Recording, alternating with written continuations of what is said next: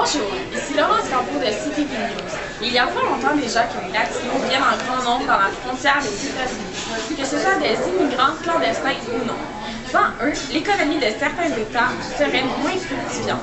En effet, je vous invite à regarder les motifs qui ont poussé des millions de gens de l'Amérique latine à venir s'installer ici, aux États-Unis.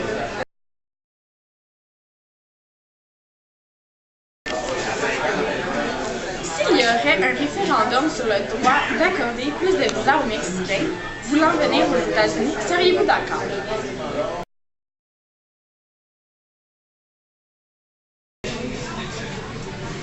Donc, nous allons maintenant interviewer Jordan Wesley, 45 ans, père de famille de 3 enfants, divorcé. Quelle est votre opinion? Moi, je tiens à dire que je suis strictement en désaccord. Nous devrions garder nos emplois pour des gens d'ici. Les immigrants devraient rester dans leur pays d'origine, à mon avis. On ne devrait pas sacrifier nos postes pour des gens qui sont pas capables de se trouver des emplois au Mexique. De plus, il y a une longue file d'attente qui se forme en direction de San Diego pour venir travailler chaque jour ici aux États-Unis. Ils sont plus de 40 millions à 340 millions chaque année et cela cause beaucoup de trafic pour nous les Américains. La plupart des immigrants clandestins sont des Mexicains, donc ils sont plus de 2,6 millions, ce qui représente plus de la moitié des immigrants clandestins. On ne devrait pas encourager ce genre de comportement, donc voici mon opinion. Merci Jordan pour votre participation.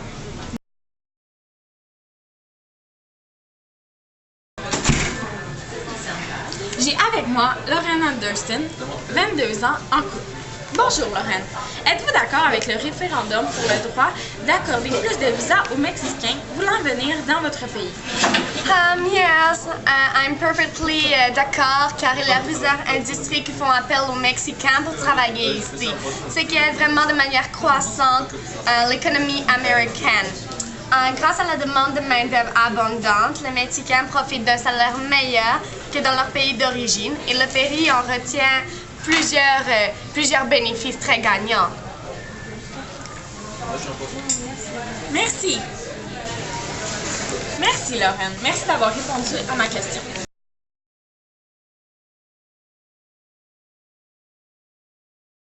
Voici maintenant Rodriguez, 31 ans, marié et père de 2 enfants, vivant à San Diego. Écoutons son histoire. Monsieur Rodriguez, expliquez-nous les raisons de votre immigration vers les États-Unis. Hola, Lawrence. Je m'appelle Rodriguez. J'ai immigré ici lorsque j'avais 19 ans, en 1994. Car au Mexico, les conditions de vie étaient très mauvaises. Les salaires étaient bas, il y avait du mal à subvenir à mes besoins tout seul. Mes parents m'ont abandonné à ma naissance. Ils savaient que je ne pourrais rester longtemps dans mon pays d'origine, Mexico. Intéressant. Et où travaillez-vous maintenant que vous êtes installé aux États-Unis, temporairement et légalement? Ce ne fut pas très difficile pour moi de trouver un travail, car je suis arrivé ici légalement, mais il existait encore des inégalités entre les immigrants et les gens du pays d'origine.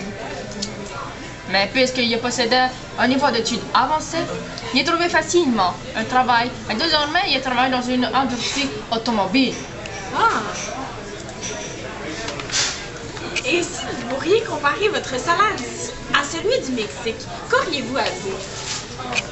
Au Mexico, je gagne environ 9 $ par heure, tandis qu'à San Diego, je gagne 32 $ de l'heure. Et mes conditions de travail sont bien meilleures. J'ai de gros avantages, comme des congés de maladie et un fonds de pension ainsi que plein d'autres.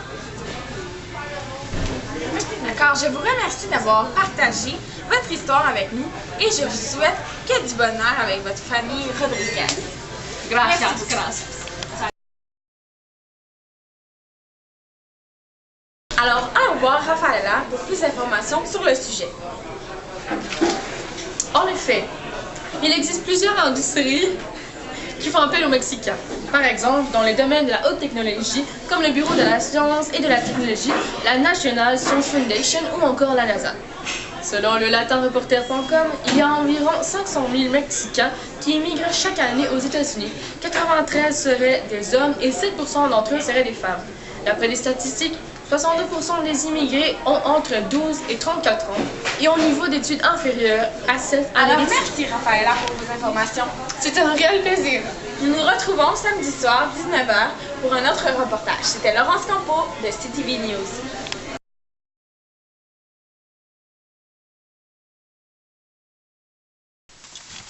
Nouvelle de dernière minute. Ai-je bien entendu? Des immigrants clandestins tentent de traverser la frontière américaine. Roger tente de capter l'image. Allez, Roger!